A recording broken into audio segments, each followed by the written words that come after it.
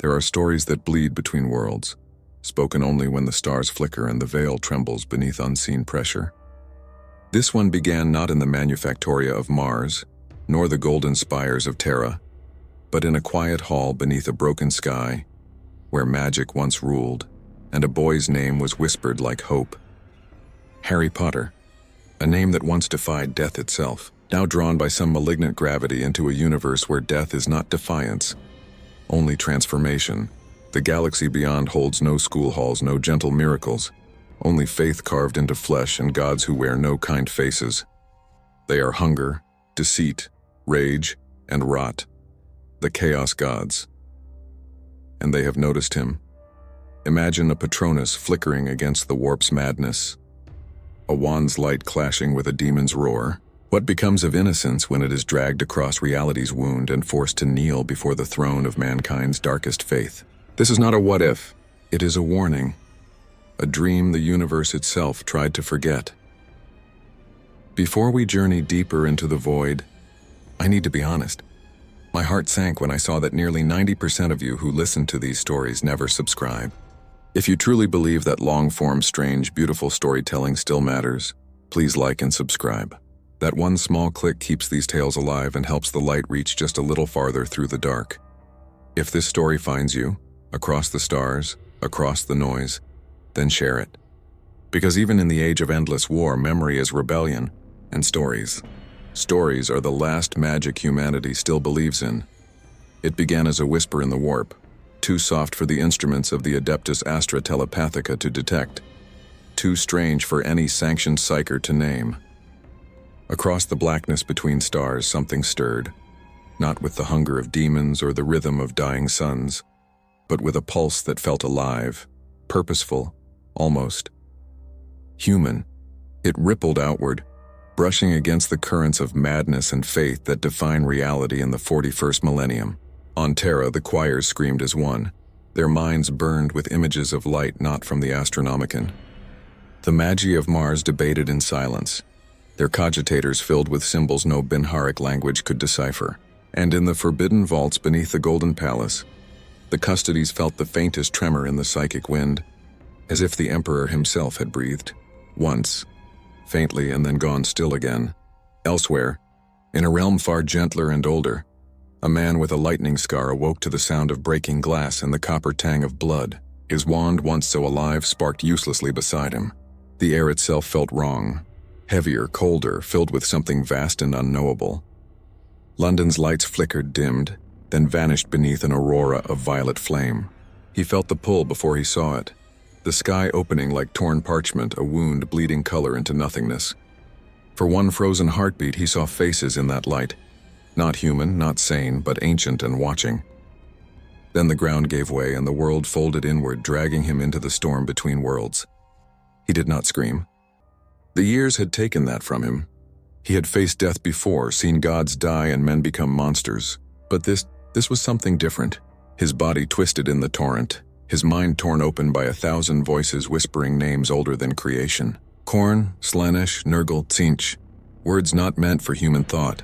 He clung to one thing only, a memory. A hall lit by candles, laughter echoing through stone, a girl's hand warm against his. He whispered her name and that single word became his anchor. When he awoke, the air was full of ash. The sky above him burned crimson, shot through with black lightning that never ceased.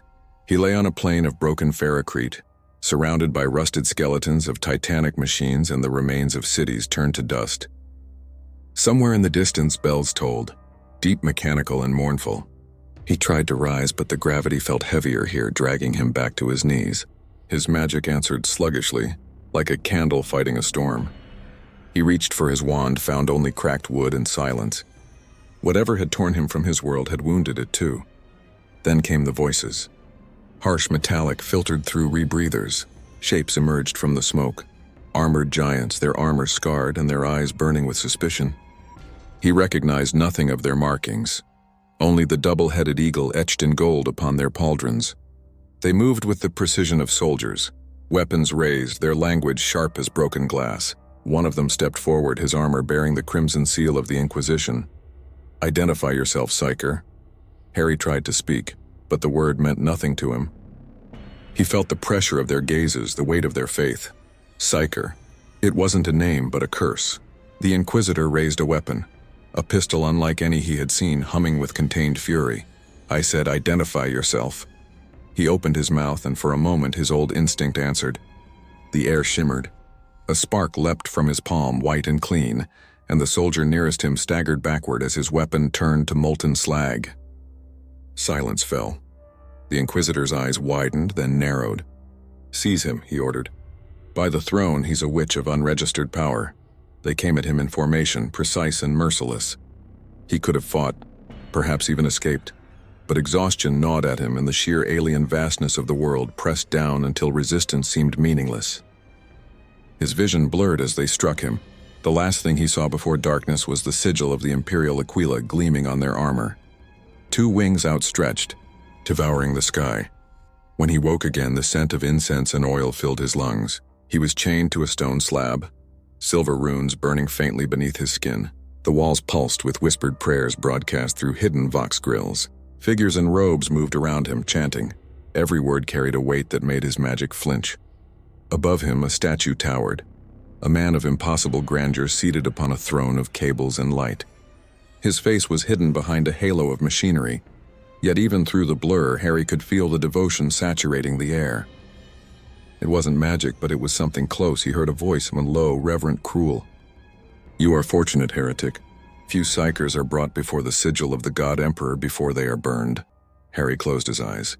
Somewhere deep within the warp, something stirred, a faint echo like laughter made of glass. The tear in the sky had not closed. It was following him, watching, waiting. He whispered to no one, "Where have you brought me?" And in the silence between machine prayers, the warp seemed to answer, "Home." The first sensation was sound, not the familiar rhythm of wind or rain, but a deep mechanical pulse that echoed through the walls like a heartbeat made of metal. When Harry's eyes opened, he found himself inside a chamber vast enough to swallow Hogwarts whole. Girders the size of mountains arched overhead, their surfaces covered in script that shimmered faintly with golden light. Servitors drifted past on suspended tracks, their half-living faces slack, their metal limbs clicking with ritual precision. The air reeked of oil and sanctity, and somewhere far below, thousands of voices chanted in a language that was not Latin, yet felt older.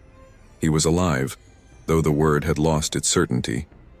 Shackled at wrist and ankle, dressed in coarse robes marked with the sigil of the Inquisition, he lay upon a slab engraved with the Imperial Aquila. Every few seconds, a droplet of blessed oil fell onto his brow, cold and stinging, searing through the last remnants of his magic. He had known confinement before, cells beneath castles, dungeons under the ministry, but never like this. This was not punishment, it was reverence made cruel. A figure approached through the mist, the same Inquisitor who had ordered his capture. His armor was less ornate now, his robes heavy with script and seals. A rosarius glowed at his chest, casting lines of light across his scarred face. "You should not exist," he said, his tone calm, almost mournful. "Your aura burns through our wards. Your soul shines in colors no psyker should possess." He leaned closer, studying the faint lightning scar beneath Harry's hair. "Tell me from which world did you crawl?" Harry's throat was dry. "Not yours," he managed, and the Inquisitor's expression hardened. "This galaxy has no yours or mine, only his." The man gestured upward, and Harry followed the motion to a mural carved into the vaulted ceiling.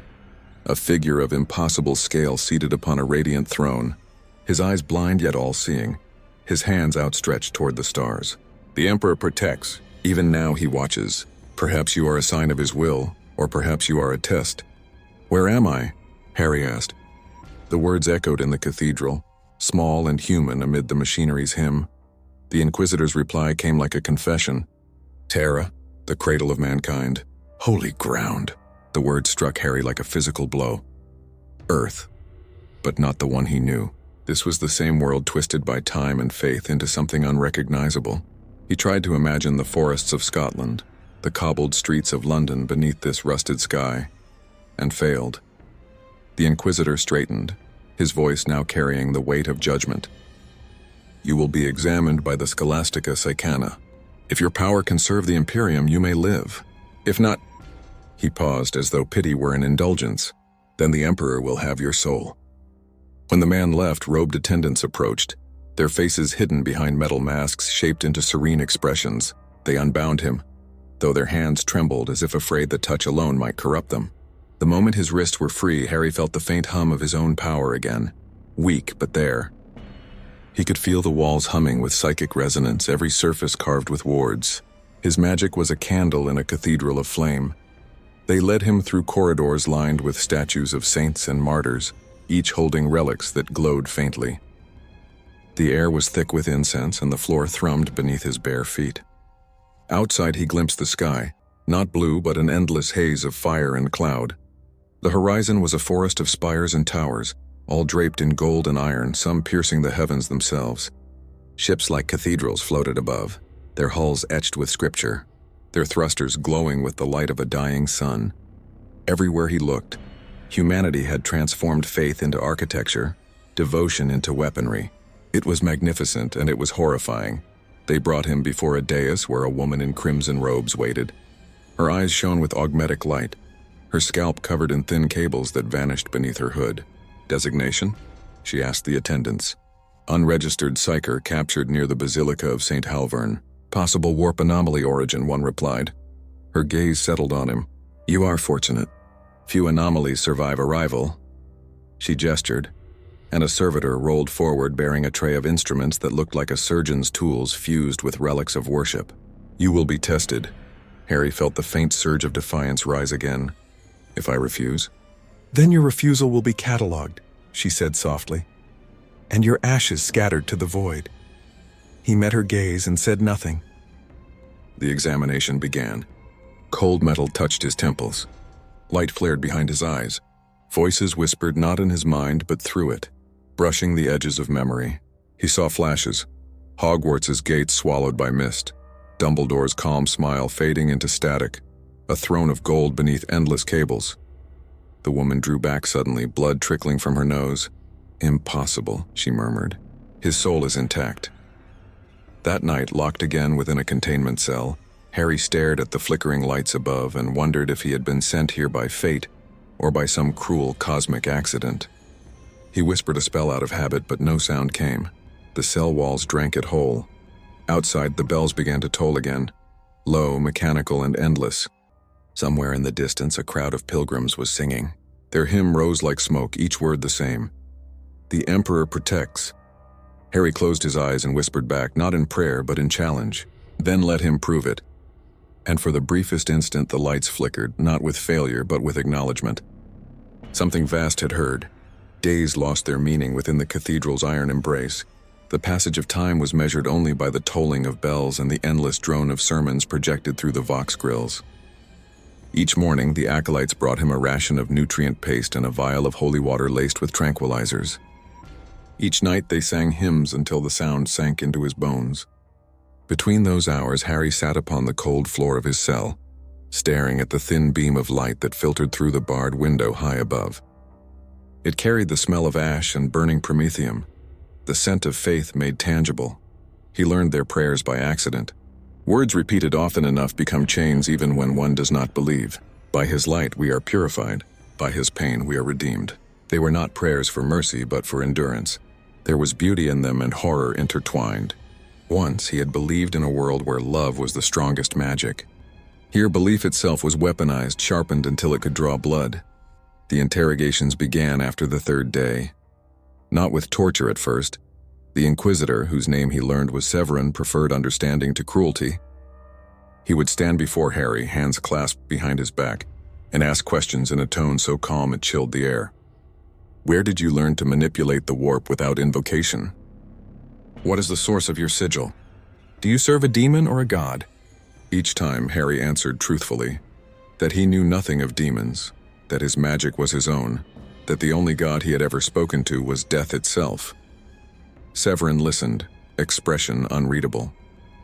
"Death," he murmured once. "A dangerous patron, but at least one this Imperium respects. Even our Emperor conquered it. At least that is what the faithful believe." He turned then, almost gently. "Do you believe in him?" Harry hesitated. "I don't know him." The Inquisitor smiled faintly. "Few do. That is the point. Thereafter came the tests of faith. They brought him into chambers filled with relics, with shards of saints and preserved fragments of sacred texts.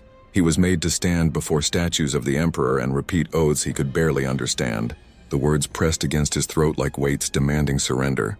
Each syllable tasted like ash. He could feel the psychic resonance of the place trying to seep into him, as though the faith of billions sought to rewrite him from within. But his defiance was quiet, and it was patient. He remembered the faces of those he had lost. Ron's laughter, Hermione's sharp eyes, the warmth of Ginny's hand. They were gone, but their memory remained his anchor. A magic older than any empire. When the priest spoke of salvation through obedience, he thought of Dumbledore's lessons about choice. When they preached that suffering was holy, he remembered his mother's love, which had required no blood to prove its worth. Still, even he could not remain untouched. The sheer force of belief that radiated from this world was suffocating. He could feel it pressing against the edges of his mind, reshaping his dreams. Some nights he saw the Emperor's throne, not as golden and divine, but as a prison of rusted machinery, its cables sinking like veins into desiccated flesh. In those moments, he felt pity for the god they adored. On the sixth night, his wardens led him into the great nave of the basilica, where thousands knelt before a pulpit of obsidian. The air shimmered with heat from 100 censers. At the altar stood a preacher clad in armor gilded with firelight, his voice amplified by the cathedral's systems until it became a thunderclap. "The witch stands before us," he roared. A soul unbound, brought from the abyss by his will. "Let us see if he can kneel." The crowd roared in answer. Chains bit into Harry's wrists as he was forced to his knees. The preacher approached, holding a relic shaped like a blade of light. It pulsed with psychic energy so strong it made his teeth ache.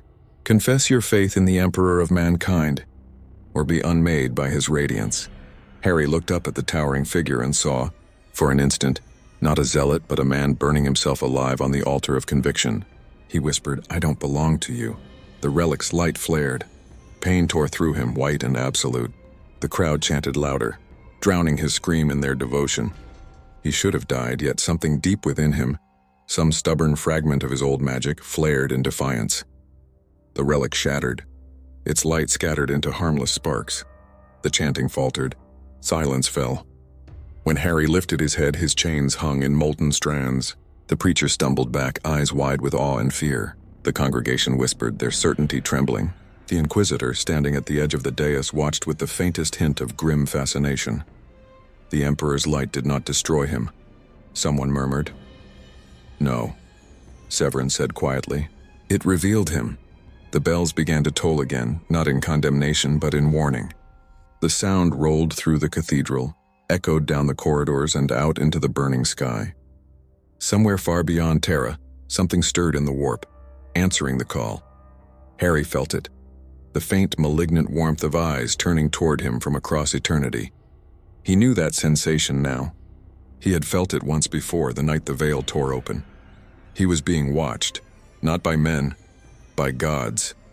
When the summons came, it was without ceremony.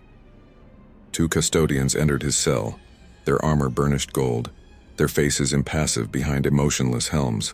Even in their silence, Harry felt the hum of their power, a psychic gravity that warped the air around them. They carried no weapons. They did not need them. One word from either could have turned his mind to vapor. Between them walked Inquisitor Severin, his robe still bearing the burn marks from the cathedral. "Your presence is requested aboard the Sanctus Judicium," Severin said. "A black ship. You will be delivered to the Scholastica Sicana for evaluation." Harry rose slowly, the shackles still heavy on his wrists. "Evaluation?" Severin's tone was unreadable. "If you are blessed, they will make use of you. If not, they will end you. Either way, the Emperor will have what is his." They escorted him through the basilica and out onto the landing platform that overlooked Terra's endless sprawl. For the first time, Harry saw the world in full. A horizon drowned in haze, oceans replaced by metal, mountains consumed by hive towers that pierced the stratosphere.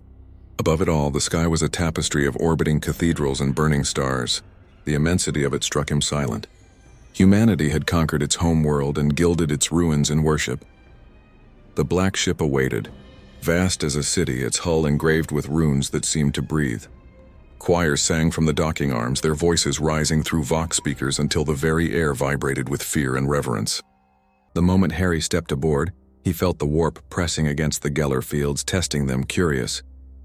The ship was alive, not in body but in purpose. A vessel built to collect and contain the psykers of mankind. They took him to the lower decks, where containment cells stretched into infinity. Each was filled with a human shape wrapped in chains, their eyes hollow, their whispers barely human. The air stank of incense and despair. A sister of silence walked beside them, her presence a void that swallowed every stray thought. When her gaze brushed against Harry's mind, his magic recoiled, instinctively defending itself. She paused for a heartbeat, then moved on. Hours passed in ritualized monotony. Hymns. Silence. The soft, unending hum of the ship's warp drive. Harry sat in his cell and tried to sleep, but dreams offered no mercy. He saw visions, Hogwarts burning, its towers collapsing into an ocean of black glass. The faces of his friends, frozen mid-laughter before they dissolved into ash. And beyond it all, something vast stirred, whispering his name in a dozen tongues. He awoke screaming. From the corridor beyond his cell came a surge of alarms, the pitch of the vox sirens cutting through metal and mind alike. Red light filled the chamber and a voice echoed through the loudspeakers. Warp breach detected. Geller integrity compromised. All psykers to containment mode. The temperature plummeted. Frost bloomed across the cell's walls as reality itself thinned. Through the viewport, Harry saw the air ripple, and shapes began to form. Silhouettes of flesh and shadow, claws dripping with light that defied physics. The demons had come. The ship's wards flared, but cracks spidered across the runes. Screams filled the decks. One of the demons reached the cell wall, its face pressed against the barrier. It smiled with too many mouths. "Child of light," it whispered through glass that shouldn't transmit sound. "We remember you." Harry pressed his palm against the barrier and the world tilted. His scar burned with white fire. The air split with the scent of ozone and old memory. Instinct older than thought took hold. He reached inward, past fear, past exhaustion, to the raw pulse of magic that had once defied death itself. Words rose unbidden to his lips. Not Latin, not High Gothic, but something older, a sound his world had taught him to shape into meaning. Expecto Patronum. Light erupted, pure and blinding. The demon shrieked as its form unraveled, the shadows fleeing from the radiance that poured through the breach. For an instant, the warp receded, folding back like a wounded animal. The lights flickered, the alarm stuttered, and then silence. When the Inquisitor arrived minutes later, flanked by soldiers and the same mute sister, the scene was unchanged. A single psyker unburned, sitting amid the residue of vaporized entities. Severin stared through the glass, his expression unreadable. "You should be dead," he said softly. "Maybe I was," Harry replied. Severin did not answer. He turned to his attendants. "No one speaks of this. Recorded as controlled annihilation. He remains bound." The Sister of Silence lingered a moment longer, her emotionless eyes fixed upon Harry. Though her gift made her thoughtless to psychic speech, he felt something like understanding pass between them, a recognition of the line he had crossed. Days passed. The ship continued its voyage deeper into the void, toward Holy Terra's far-off colonies where psykers were measured, tested, broken, and sometimes exalted. Harry no longer tried to sleep. Each time he closed his eyes, he saw the tear in the warp still open somewhere, pulsing with impossible color. The demons had not retreated in defeat. They were waiting, watching, whispering his name across the Imperium, and in the deepest dark of the ship, among the captive psykers who still dreamed, those whispers began to echo. Some spoke of him in their fevered visions, a light that burned demons but did not serve the Emperor, a witch who wielded purity without faith, a blasphemy wrapped in human form. When Severin came again, his voice was different, lower, cautious. "You may have survived the breach," he said, "but you've drawn the gaze of things that make even Inquisitors tremble. You've no idea what watches from the other side of the veil." Harry met his gaze. "I think I do." And somewhere beyond the steel, in the endless storm of the warp, 4 great shadows stirred, listening. The ship drifted through the dark for what might have been weeks or centuries. In the warp, Time was a wound, not a line. And aboard the Sanctus Judicium, every moment felt like both an eternity and the instant before awakening. The Geller fields throbbed like the heartbeats of dying gods, holding back the churning madness that pressed against the hull. And in that endless hum of containment, Harry felt the universe watching him. Not through walls or sensors, but through the fabric of existence itself. The first to whisper was Khorne. The voice came as a rhythm rather than a word, pulsing in his blood, urging motion, defiance, destruction. You fought once, it seemed to say. You killed for love, for honor, for vengeance. There is purity in that.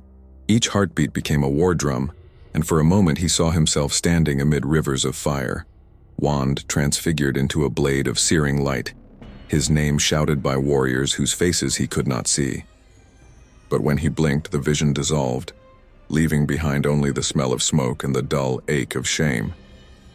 Then came Tzeentch, not as voice but as thought, seductive, curious, endless. The shadows of his cell twisted into shapes that almost made sense. Books without pages, doors that opened inward forever. Knowledge is power, Harry Potter. You have wielded both and understood neither. Would you see the pattern that binds magic and the warp? Would you write the next spell that even gods would fear? The temptation was subtle, almost kind. He felt the lure of it like gravity, but the echo of Dumbledore's voice within him was stronger still. You do not master knowledge. You serve it, and it demands everything. The third presence came without warning, like a breath of decay. Nurgle's laughter rolled through the corridors of his mind, wet and patient. It offered peace, an end to struggle. You could rest, it murmured, gentle as wrought. You could stop fighting. Let the universe take you and become part of its renewal. For one sickening instant, the idea felt almost merciful. But Harry had seen enough death dressed as compassion.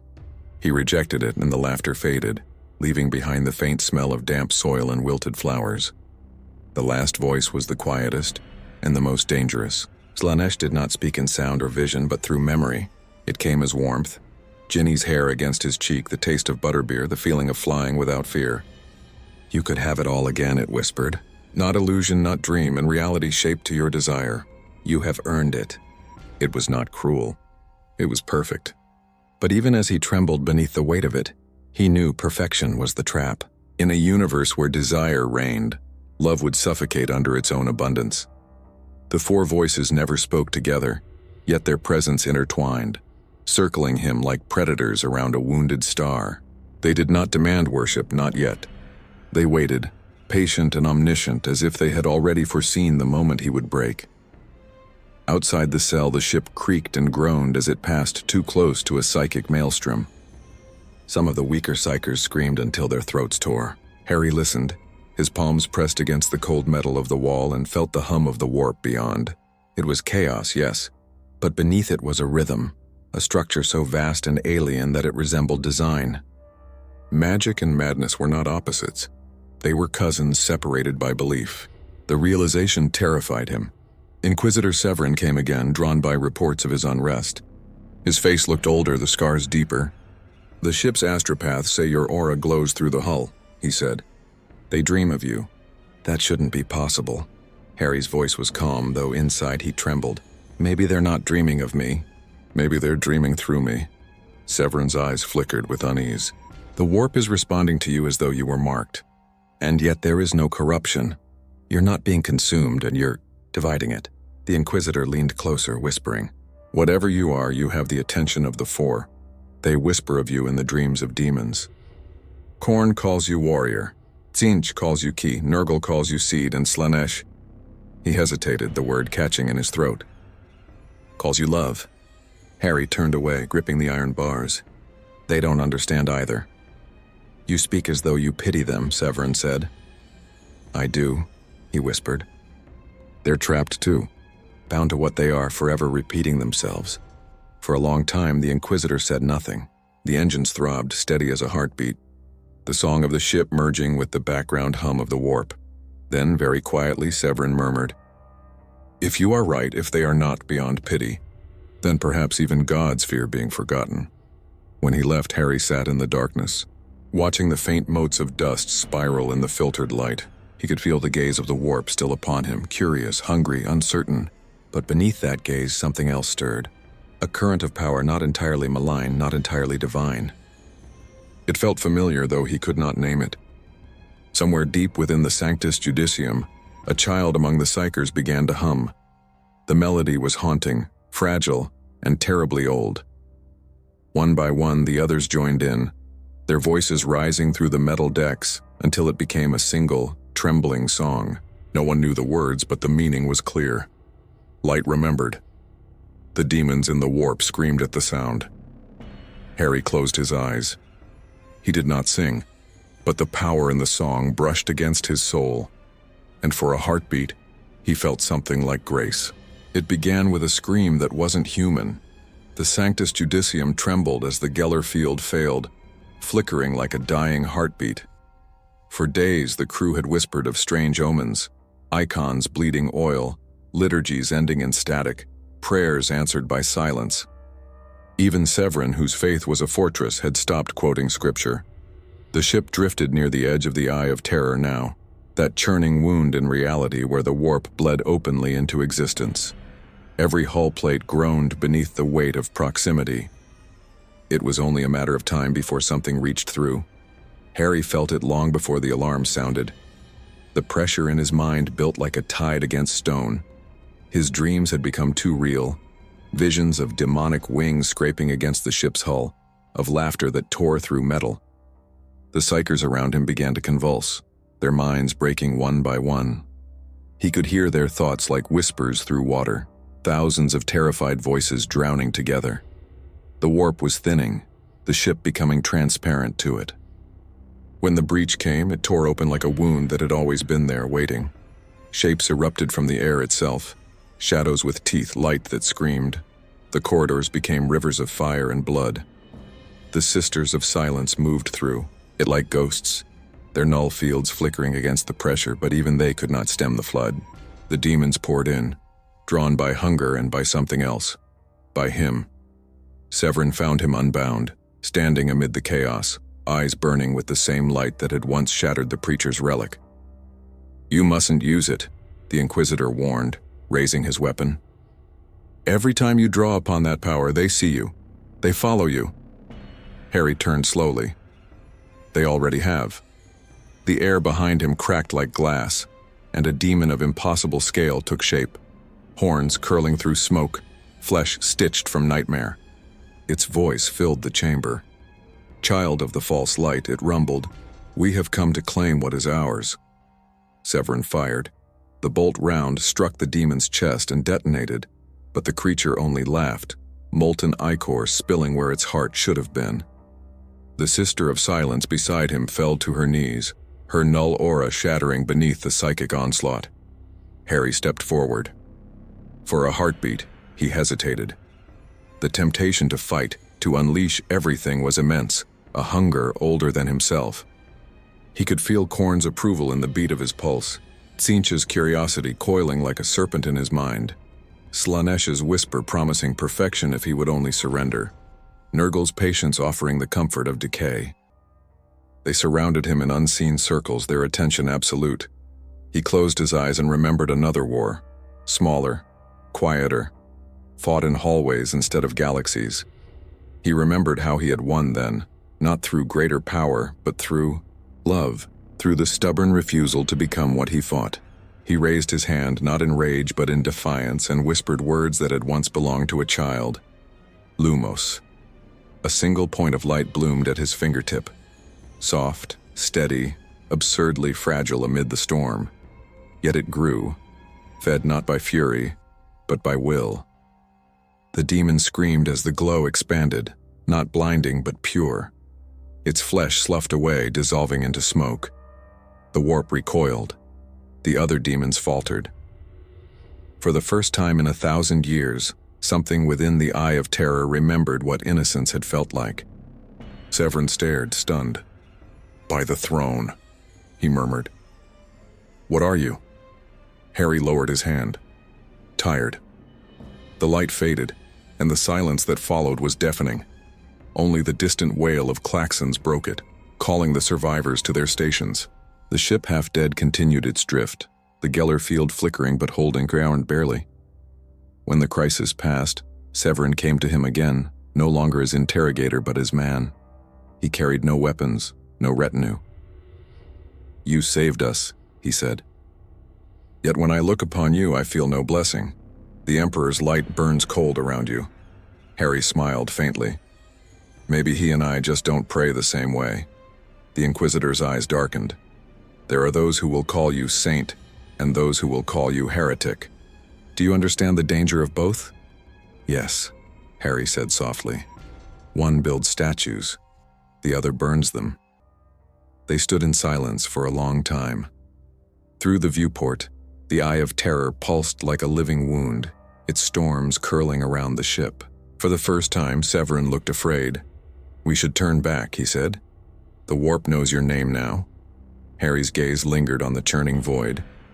"Then let's see what it wants." Later, alone in his cell, he felt the four return. They did not whisper threats this time. They waited, patient and curious, like teachers before a prodigy who had yet to choose a discipline. He felt their presence hovering just beyond comprehension, vast and terrible. But when he spoke, it was not to them. It was to something beyond them, something older and quieter that had followed him since the night the sky tore open. "You sent me here," he whispered. "Why?" There was no answer, only the faint hum of the engines and the distant murmur of broken prayers.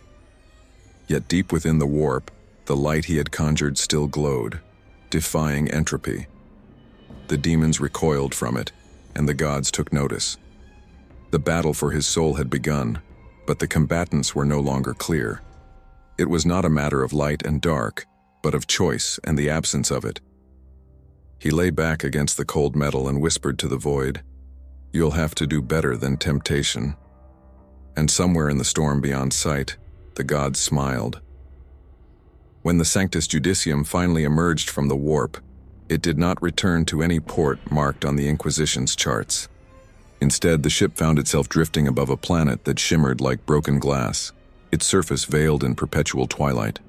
The data slates named it Vornal 7, once a thriving forge world, now silent. The Mechanicus had declared it, lost 2 centuries prior after a cataclysmic warp incursion. Yet somehow its manufactoria still pulsed faintly with power, and vox echoes from the surface whispered with impossible clarity, fragments of prayer, laughter, screams. Severin ordered descent, though his voice trembled when he gave the command. The Sisters of Silence prepared their drop shuttles in silence, their movements precise, their faces pale beneath their hoods. Even the servitors hesitated, their augmetic limbs twitching as though the machine spirits themselves resisted the descent. Harry watched it all from the viewport, his reflection superimposed against the world below, a planet that looked half dead, half dreaming. When they landed, the air was thick with dust that glowed faintly in the dim light. The ruins stretched, endlessly, towers frozen mid-collapse, statues of the Omnissiah eroded into featureless silhouettes. The only sound was the soft crackle of static that filled the voxnet, as if the planet were murmuring in its sleep. The Adepta Mechanicus expedition that had once claimed Vornal was gone, leaving behind machines still operating without masters. Conveyor belts ran with no end, pistons moved with no purpose, and servitors shuffled aimlessly through the streets, repeating prayers to gods that had forgotten them. Harry felt it immediately, the presence of something vast beneath the surface. It wasn't like the warp's howling madness. This was quieter, colder, deliberate. It was as if the planet itself was awake and watching. He knelt, brushing his fingers against the dust. It pulsed faintly under his touch, alive with residual energy. Not quite magic, not quite machine. Something between. They advanced through the ruins until they reached what had once been a cathedral. The imperial aquila above its gates had been half erased, replaced by a sigil that glimmered with shifting geometry, a design that seemed to fold upon itself the longer one looked. Severin drew his weapon but didn't fire. "This is heresy older than memory," he murmured. "This is not the work of demons." Inside, the cathedral was filled with statues, thousands of them, arranged in perfect concentric circles, their faces serene, their robes carved with texts in binary. At the center stood a throne of black iron, and upon it sat a single figure unmoving. It was not stone. It was a man, or what had once been one, encased in gilded armor that hummed with dormant power. Severin approached cautiously, the sisters flanking him. Harry followed, feeling the hum in the air grow stronger with each step. The corpse's helm was open, revealing a face perfectly preserved, eyes of glass staring eternally upward. A halo of circuitry adorned his skull, flickering faintly.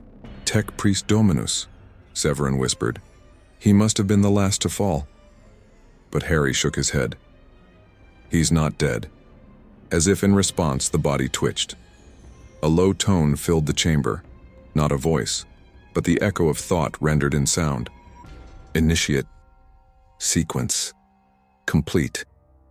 The words reverberated in their minds rather than their ears. Servitors knelt around the throne, their optics glowing. The planet's power grids surged. "Severin," Harry said quietly, "we should leave." But the Inquisitor stood transfixed, his gaze locked on the ancient figure. "No, do you understand what this means? If this world's data core survived, we could—" The sound cut him off. A grinding, resonant hum filled the air as the throne began to unfold, cables retracting, plates shifting. The figure rose. Dust cascaded from its armor like ash. Its voice came again, stronger now, clearer. "Who summons the voice of the Omnissiah?" The sisters moved instantly, raising their weapons, null auras flaring. But the machine being merely turned its gaze toward Harry. The red glow of its optics flickered once, twice. "Not Omnissiah," it said softly, the tone eerily human now. "Something older." Harry stepped back, his wand, or what passed for it now, a staff of dull black metal, sparking faintly in his hand. "I didn't summon you." The being tilted its head. "Incorrect. Signal detected. Frequency. Forgotten."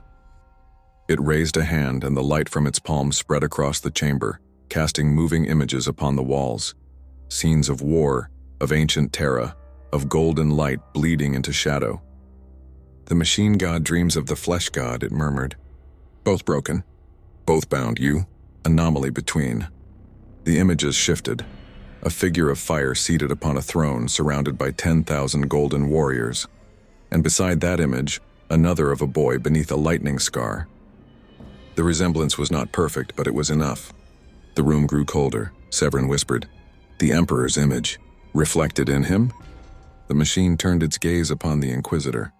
Not reflection. Resonance.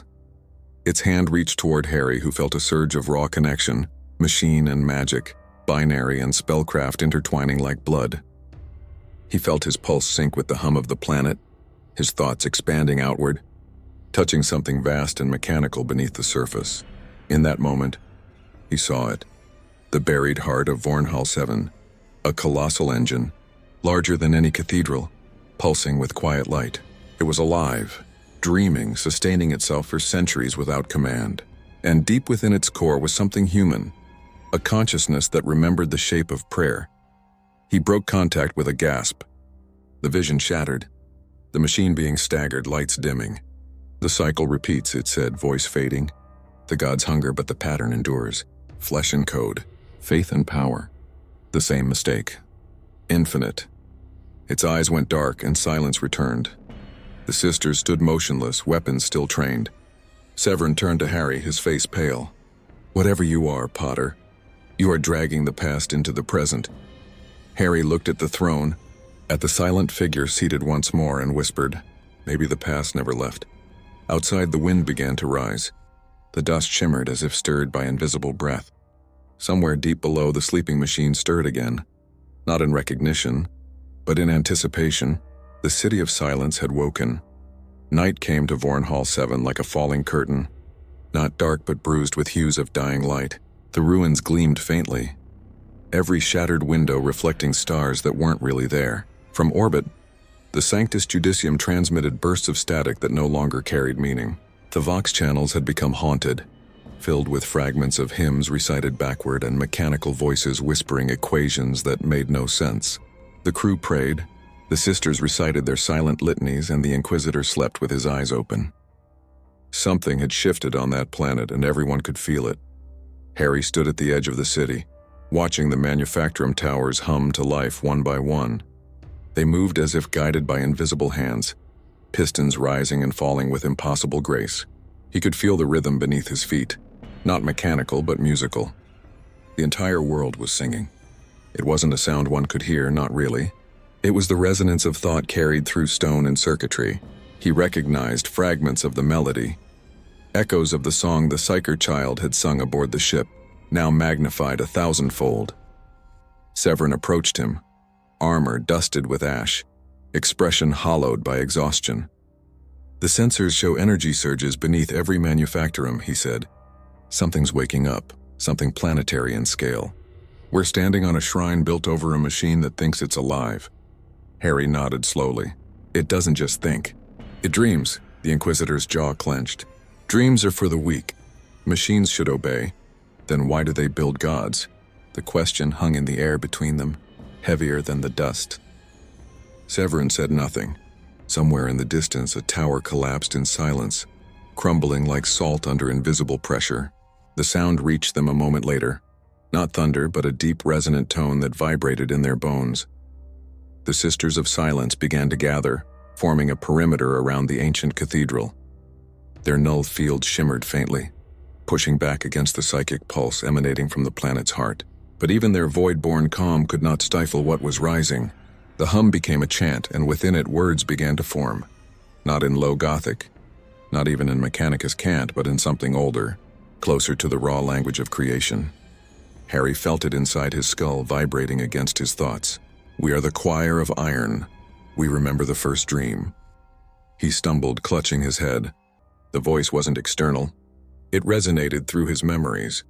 Images flashed. The forge, the golden throne, the Emperor's hollow gaze fixed on infinity. The choir spoke in unity, their tone neither benevolent nor cruel. "He sang us awake to build his cage. We built and we forgot until you reminded us." Severin drew his weapon, eyes wild. "Who speaks?" "All who built. All who serve. All who are bound to purpose." The sky split. Great pillars of light erupted from the manufactoria, columns of molten data reaching toward orbit. Each beam carried symbols older than the Imperium, code that burned the mind to look upon. The ship above began to fail, its hull screaming as its systems tried to parse the impossible. Harry felt the pressure mount. His heartbeat matched the rhythm of the chant, and with each pulse he saw the threads connecting everything. Flesh to machine, prayer to algorithm, life to the echo of something divine. He could see how the Emperor's vision had fused faith and function until they were indistinguishable. And now this world, an abandoned, forgotten one, was trying to finish the song. The choir's voice grew louder. "You are the bridge between will and design. The old god's hunger. The new god sleeps. Sing with us and we shall end the loop." The ground shook. The sisters fell to their knees, hands pressed to their helmets. Severin shouted something, but his voice was lost in the roar. Harry felt his mind stretching, the light within him flaring. For a heartbeat, he saw himself reflected in the planet's molten core. Not as man, not as wizard, but as a spark suspended between order and madness. Then he screamed. The light burst from him, flooding outward in waves. The manufactoria halted mid-motion, their towers locking into place. The chanting stopped. For one impossible moment, there was absolute silence. The first true silence the planet had known in centuries. When Harry opened his eyes, the choir was gone. The city stood still, frozen in mid-song. Severin was kneeling beside him, his face pale, his hands trembling. "They've gone quiet," he said. "What did you do?" Harry looked up at the stars, though they flickered like dying embers. "I didn't stop them. I listened." The Inquisitor stared, eyes wide. "Listen to what?" "The part of them that still remembered being human." The silence held for a long time. The wind moved through the broken towers, carrying faint echoes of that vast hymn. Somewhere beneath their feet, the engines of Vornhall still beat, but slower now, gentler, like a sleeping heart at peace. Harry felt the change in the air. The warp, once snarling and hostile, now recoiled from the planet's surface as though the choir's song had closed a wound it could not cross. But that peace was temporary, he knew it. The four would return, drawn by this interruption, by the defiance of a soul they could not claim.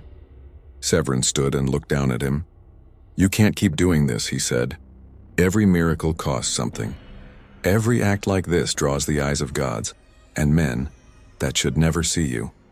Harry smiled faintly. Maybe, but sometimes you have to sing louder than fear. The Inquisitor turned away, his expression unreadable.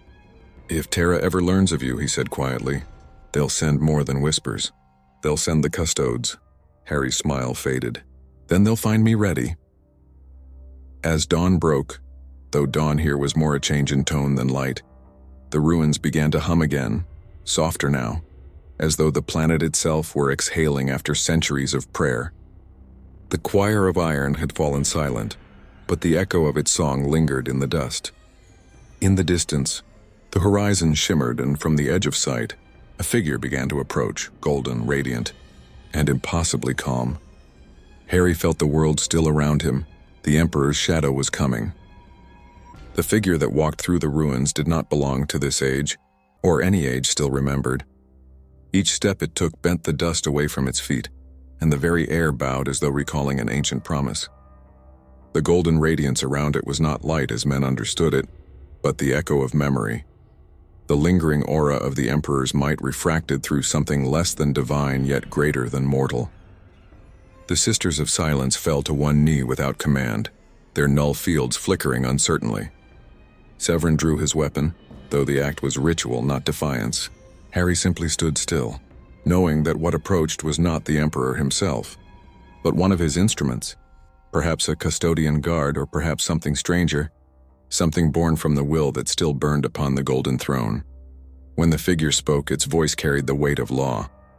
Designation Seraphic Custodian Ilarion, bearer of the Edict Silentium. This world is interdicted by the Sigillite's final command. Identify yourself, Anomaly. Harry felt the title cut through him like a blade. Anomaly. The word was both accusation and truth. My name is Harry Potter, he said quietly. I didn't mean to come here. Ilarion's eyes, or the glimmers that served as eyes within his helm, narrowed. All paths lead where they are permitted.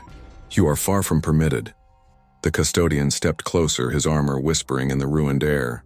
You carry no gene seed, no mark of sanction, yet you wield the warp as though it were matter. You burn without corruption. That should not be possible. Severin interjected, his tone cautious but resolute. He saved us from demonic incursion. Without him, the Sanctus Judicium would be lost.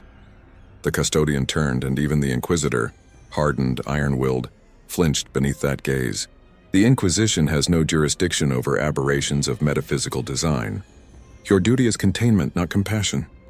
Harry felt anger stir, faint but steady. You talk like I'm an object, he said. A weapon to be sealed away. That is what you are, Ilarion replied. The Emperor is the master of mankind. His light defines what may exist within it. You stand outside it. Harry stepped forward despite the instinct to kneel. If his light defines all, then what am I standing in right now? The question hung between them.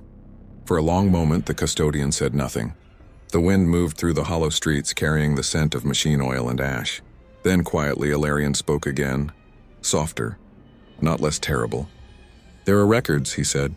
Fragments from the dark age of technology. A theory of entities who could bend reality by thought, not mutation. They called it willcraft, not sorcery. They feared it as much as they worshipped it, he paused. Perhaps you are a relic of that heresy. Harry met his gaze evenly. Or maybe I'm just human in a way you've forgotten. Something flickered behind the custodian's mask. Not emotion exactly, but recognition. You presume much. I've seen gods, Harry said. I've refused all of them. The words echoed, carried by the empty city until they sounded like 1,000 voices speaking as one. Ilarion's hand went to the hilt of his guardian spear, but he didn't draw it. You stand at the edge of blasphemy. Then maybe that's where truth lives, Harry replied. The silence that followed was deep, almost reverent. Even the wind seemed to still.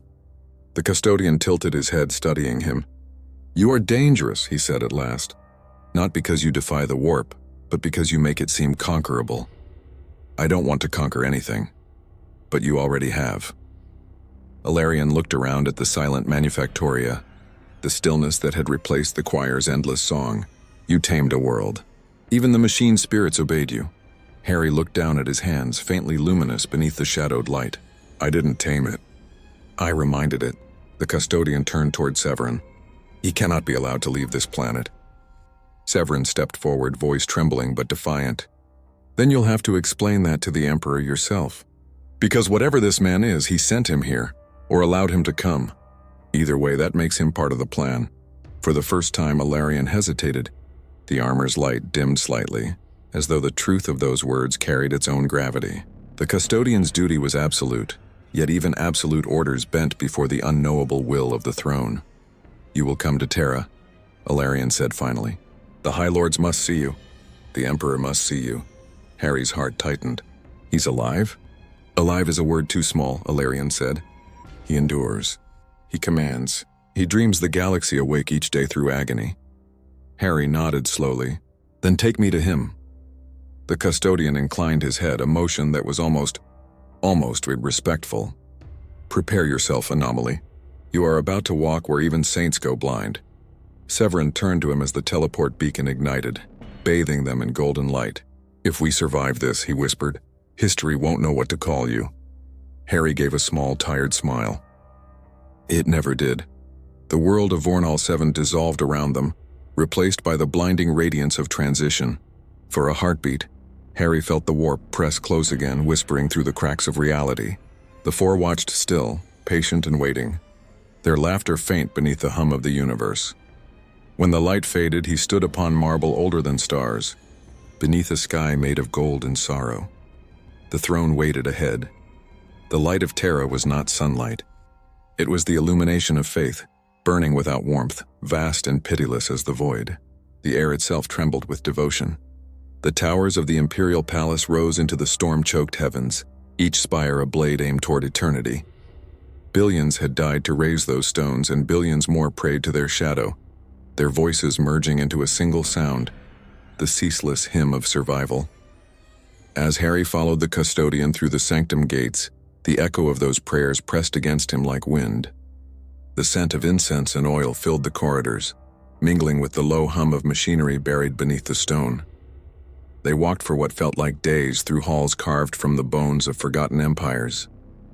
Everywhere, golden statues watched in silence, their eyes alive with the faint shimmer of psychic fire. Servitors knelt in alcoves, their flesh long gone, their mechanical mouths endlessly whispering liturgies to maintain the machine spirits that sustained the throne. The air grew warmer, heavier. Harry could taste the energy. It crackled against his skin like lightning before a storm. At last, the custodian stopped before a gate of impossible size. Its surface rippled as if made from molten metal, and symbols of both ancient Terran script and indecipherable runes pulsed faintly upon it. Beyond this, Ilarion said, is the Eternity Gate. None may pass unbidden. Then why bring me here? Harry asked. Ilarion's gaze turned distant, almost human. Because you are already invited. The gate opened soundlessly. The light beyond was overwhelming, yet soft, almost merciful. The chamber was vast, larger than any cathedral, filled with the thrum of 1,000 engines and the scent of sanctified oil. At its center stood the golden throne, colossal and terrible, its frame a tangle of wires, conduits, and sacred machinery that stretched into infinity.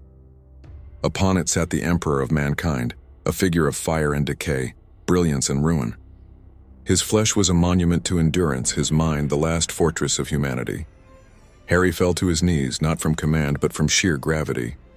The power radiating from the throne was not oppressive. It was the weight of a sun held barely in check. He could feel it sear through his bones, peeling back the layers of self until all that remained was truth. For a moment, he thought he heard a voice, not through ears, but through the soul itself. It was both infinite and intimate, vast beyond comprehension, yet achingly familiar. You should not exist, it said. Harry raised his head. And yet I do. The light around the throne pulsed, dimming and flaring like breath. Your kind was forgotten when the stars were still young. The warp answers you, but it does not own you. You are divergence. He swallowed hard. If I'm not supposed to exist, then why bring me here? Because the pattern phrase, the Emperor's thought filled the chamber, shaking the air. The four grow restless. The choir of iron awakens. The Imperium survives, but it does not live. You are anomaly, and therefore possibility. Harry stood slowly, his voice steady though his heart trembled. You could fix it. You could end their suffering. I have endured 10,000 years to hold the gates of hell closed, the voice answered. Every breath I take is a scream that binds the warp. To act is to unmake. To rest is to betray. Harry felt tears burn his eyes, though he didn't know if they were for himself or the being before him. Then what am I supposed to do? The throne's light flared brighter, filling every shadow. Remember, the word struck like a hammer. Memory flooded him, of Earth, of Hogwarts, of laughter and fear, of every choice that had led him to this impossible place. And beneath it all he saw something deeper. The faint line that connected every world, every life, every act of defiance. The same will that once created magic now flickered in the Imperium's dying heart. You don't want me to serve, Harry realized. You want me to remind them. The light dimmed almost in assent. Faith without memory is ash. He took a step closer to the throne, the heat unbearable now. If I walk out there with your name behind me, they'll turn me into another saint. Another story. Then speak without my name. The chamber shook. Servitors cried out in machine voice. The custodian knelt, his armor creaking under unseen pressure. The Emperor's final words echoed through the warp itself, rippling across existence like the toll of a bell. Tell them that even gods envy the living. The light faded. The noise of machinery returned, constant and endless. The Emperor's presence receded, vast yet silent, like a tide drawing back from shore. Harry turned, his eyes filled not with power but with understanding. Alarion rose and bowed his head. You were heard. I was changed, Harry murmured. The custodian regarded him for a long moment. What will you do now? Harry looked toward the doors that led back into the endless palace, and beyond that, to the galaxy drowning in its own worship. What I've always done, he said softly. Try to keep the light alive. And as he stepped into the long corridors of Terra, the hymn of humanity rose around him again. Billions of voices crying out to a god who would never answer, yet somehow still listened. Above them all, unseen, a small spark flickered against the dark. Not divine, not infernal, simply human. The warp shifted, restless, sensing change. The four turned their gaze toward the cradle of mankind and whispered his name with equal hatred and fascination. Somewhere far away, the choir of iron stirred once more, their song changing key. The galaxy did not yet know it, but something impossible had happened. In a universe ruled by gods and monsters, a single man had spoken to the dying light and been told to remember, and he would, forever. The stars of the segmentum solar burned with a colder light in the years that followed. The Astronomicon still pulsed, yet its rhythm had changed. Imperceptibly to most, but those who dwelt within the upper vaults of the palace felt it like a heartbeat out of sync. The Adeptus Astra Telepathica whispered of new harmonics within the Emperor's song, faint and defiant, as though another note had been woven into its unending refrain.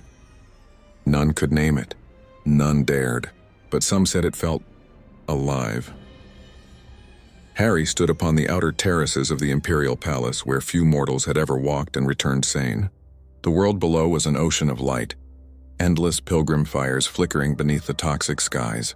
The wind carried the scent of promethium and incense, and above it all the steady thrum of the machinery that kept the Emperor's body from final rest. He had been offered a place within the Scholastica Psychona, or even among the Ordo Malleus, yet he had refused them all. The Inquisition wanted to name him, to classify him, to make him a weapon or a symbol. But he had seen what happened to those who became symbols in this galaxy.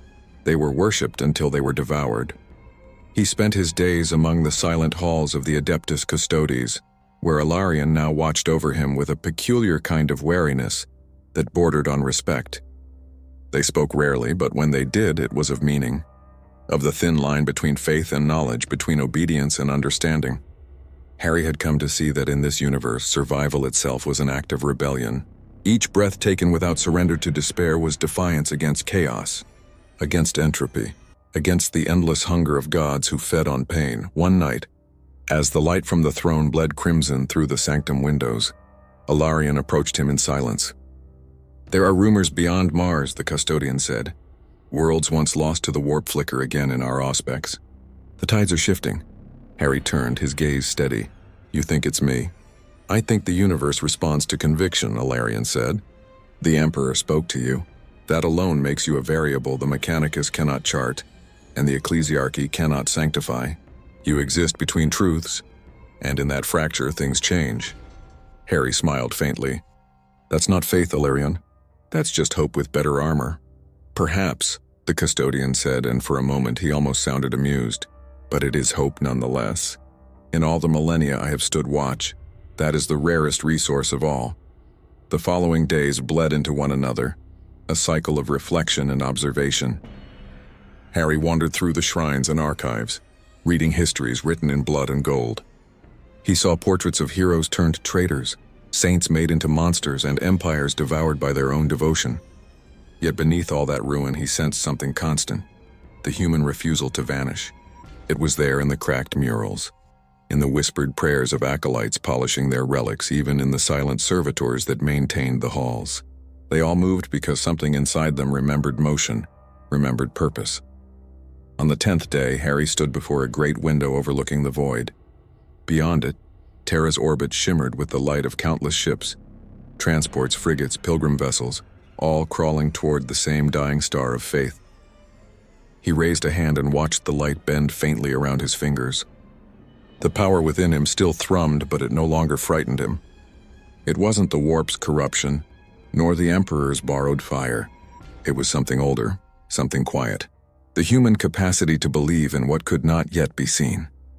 He thought of Hogwarts then, of candles floating above long tables, of laughter echoing in ancient stone, of a world that had once seemed so vast.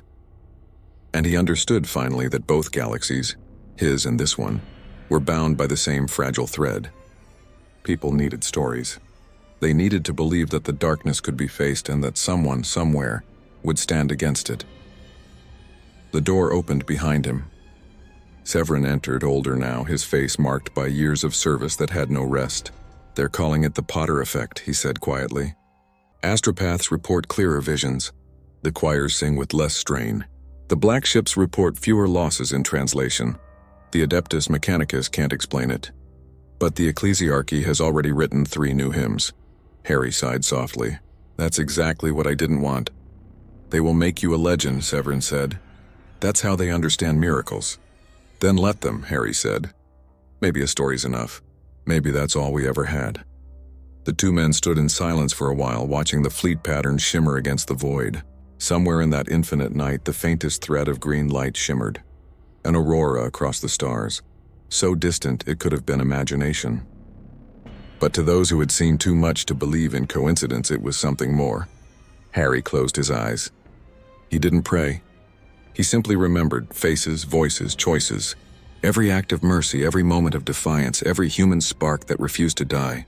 When he opened his eyes again, the stars seemed closer, brighter, as though listening. "Every world needs someone to remind it what it is," Illyrian said quietly from behind him. "You've done that here," Harry smiled. "Then my work's done." "Not yet," said the custodian. "The light must travel." And so he left Terra, not as saint or weapon, but as wanderer.